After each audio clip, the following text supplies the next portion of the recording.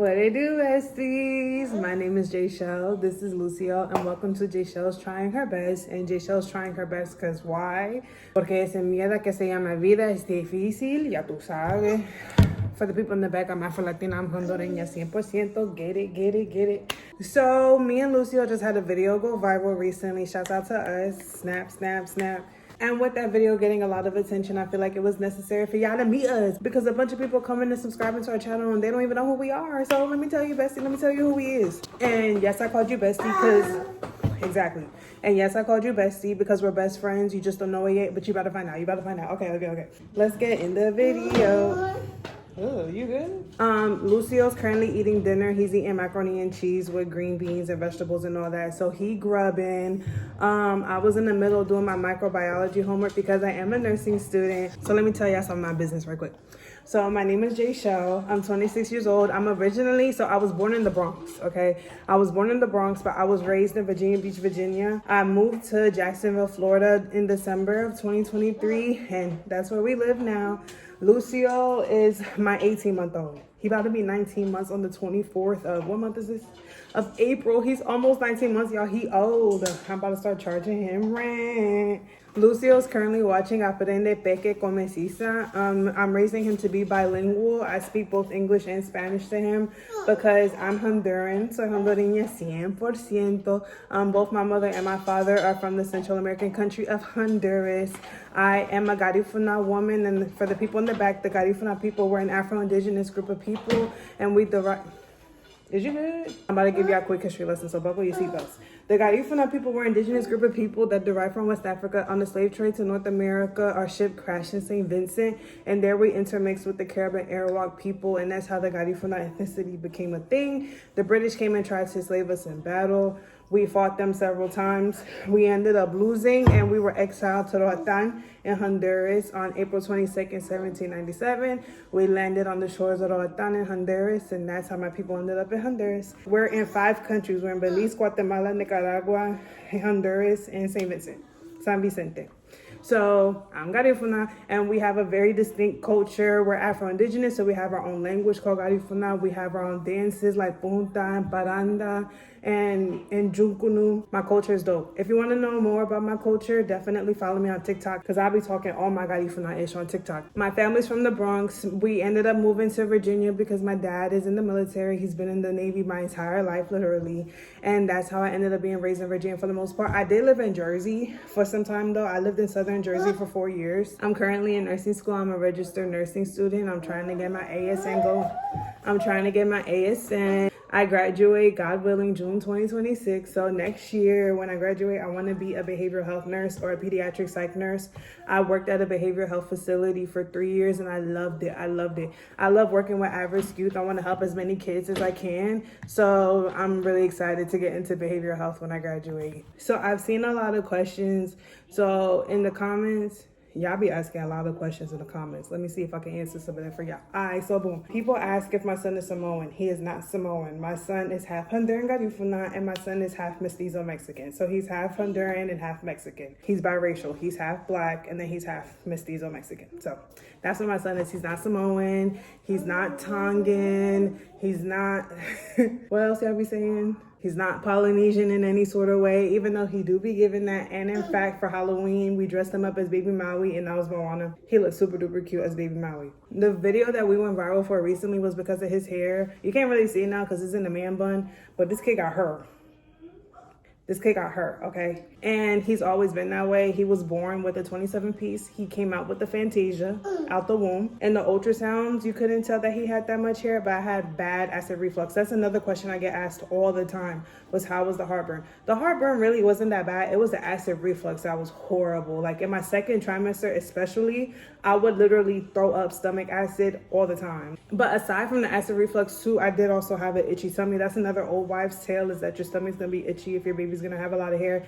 I did have that. Talking about him, let me tell you how he been stressing me out since utero. Let me tell you about my labor and delivery real quick. This boy right here, let me give him more food. So when it came to labor and delivery for my son, I decided that I wanted to get electively induced because 1, I was tired of being pregnant. And 2, I was living in Virginia at the time and my family was living in Florida, here in Jacksonville. And I wanted to make sure that my mom was going to be there when I was in labor. So one thing about me is I'm a little delulu, right? So I was supposed to get induced on September 21st, 2023. Yes, I remember the days. I'm that extra. I was supposed to get induced on September 21st. But when I called the hospital at the time I was supposed to, they said they didn't have no beds available, so I couldn't go. In my mind, when they denied me my opportunity to go give birth at that very moment, I was going to be pregnant till 2024. Even though I was 39 weeks a day pregnant, in my mind, I was going to be pregnant until next year, on my soul. Because what do you mean I can't come? When you have it in your brain that you're going to go to the hospital at the specific time and day, and you know the day your baby's more than likely going to be born, you get attached to that. So when they took that away from me, I was like, I thought I was about to have a Virgo. But I ended up having a Libra. He ended up being born on September 24th, 2023. And my labor and delivery was ghetto. It was beginning from the get-go because they had to stick me with the IV 7 times. And they did 3 of them in my hands. If you know, you know. And then at 3 centimeters dilated, I ended up getting an epidural because when I got to the hospital, they had to ripen my cervix because I was only 1.5 centimeters dilated. And by the time I got to 3 centimeters, they had to give me the epidural and they had to put me on Pitocin because my blood pressure went to the 180s. They ended up finding out I had preeclampsia that didn't nobody tell me about. I got 2 epidurals. They ended up both failing. Once the second epidural failed, I was like, oh no. I don't care who finna do the C-section. Dr. Derek McDreamy, Dr. Miranda Bailey, not even bringing Addison. I need someone to cut this baby out of me now. I was sick and tired of being sick and tired. And then mind you, because of my preeclampsia, they put me on the magnesium drip. So after I gave birth, I was on bed rest for 24 hours and I wasn't allowed to hold my son until he was 24 hours postpartum. It was a lot. Okay, it was a lot. Mind you, even with everything that I went through with giving birth to my son, I would still have another baby. I'd most definitely want more kids. That's another question I've seen people asking me. I do want more children. I'm like I said, I'm in nursing school. I need to be a successful nurse before I have more babies, but I definitely want more babies probably in like 2 years. So by the time Lucio's 5, he should have another sibling, God willing. But then after I gave birth, it was even more ghetto because I had to get a blood transfusion because I hemorrhaged during surgery. My hemoglobin dropped to a 5.6. It was a lot. Girl, it was a lot, okay? I went through a lot with him. And then, mind you, I was in the hospital for 5 days when I gave birth to him. The day after I discharged, I ended up back in the hospital because I had 102.5 fever.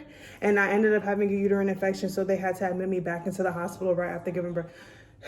It was a lot, child. But despite everything I went through, I'm so grateful that all the complications happened to me and not to him. He came out perfect. He came out amazing, and that's all that matters to me. So when people ask if I will have another baby despite what I went through, yes. Because if I'm the one that has to go through that and I came out okay and he came out perfect from the get-go, he didn't have nothing to worry about, I'm perfectly fine with that. Another question I see in the comments is people asking, where's the dad? Where's the dad? Where's the dad? Everybody asking where the dad at. First of all, I don't got his location. So people asking me where the dad at, I don't know. But in all seriousness, I do have sole legal and physical custody of Lucio, but Lucio has an amazing grandfather. He has an amazing uncle. Exactly. And he has a bonus dad. So when people say where the dad at, he has a few of them actually. One thing that people be upset about that's surprising to me in the comments is people being so upset of the fact that I'm not going to cut my son's hair until he tells me he wants it cut. And my thing is, I don't really understand why. Because like as an adult, you commenting about a child that you have no relation to and no involvement with, hair not being cut, kind of gives hateration. Like it honestly just gives that you're just mad that you're bald-headed and he's not. Like, it just kind of gets that you're upset that he came out looking like Tony Braxton and you came out looking like Mr. Clean. That's not my problem nor his problem. That's something you got to talk to God about. I don't got nothing. Maybe if your mama didn't perm your hair when she was 4 years old, it wouldn't come out looking like that. My mama perm young too. I get it. Listen, he got a lot of hair and I'm a bald-headed scallywag and I'm his mama. So imagine how I feel. But I'm a firm believer. Exactly, Papa. But as I've grown in parenthood, I've become a firm believer in if you decide to give unsolicited opinions about how I parent, you're more than welcome to do so. I can't stop you from giving your opinion, but you can't stop me from not caring about it. So for all the people that, exactly, he understands what I'm saying too. So for all the people that have quarrels with me not wanting to cut my son's hair, I honestly, truly don't have any cares to give you. So I'm sorry that you feel that way, but maybe you could talk to God about it. Maybe he can help you with that. Some random things about me is that I love reality TV. I grew up watching a whole bunch of shows I had no business watching, like Flavor of Love, I Love New York. Making the Band is one of my favorite shows of all time. I am also a cheetah girl, cheetah sister. I do not play about the cheetah girls. My son is the shiz naive, okay? He's the bomb.com. He loves to play basketball. He loves Miss Isa. Like I said, I'm raising him to be bilingual, so he loves to watch Aprende Peque con Miss Isa on YouTube, and he loves watching Bluey in Spanish as well.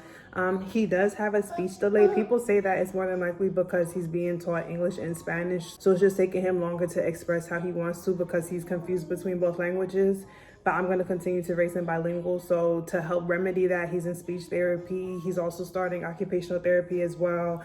And like I said, he's only 18 months. So I'm very on top of the early intervention. Whatever we need to do to have him at his best, the better. But I absolutely love being his mommy. I've been a single mom since he was 5 weeks old, and I've dealt with everything in the motherhood journey that you could think of. Postpartum depression definitely got me at one point in time, but it don't got me no more.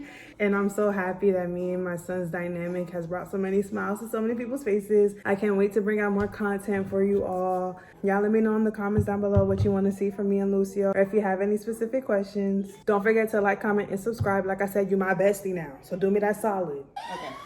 Lucio's done eating. It's time to go get him ready for bed. I love y'all so much. See y'all in the next video. Okay, bye.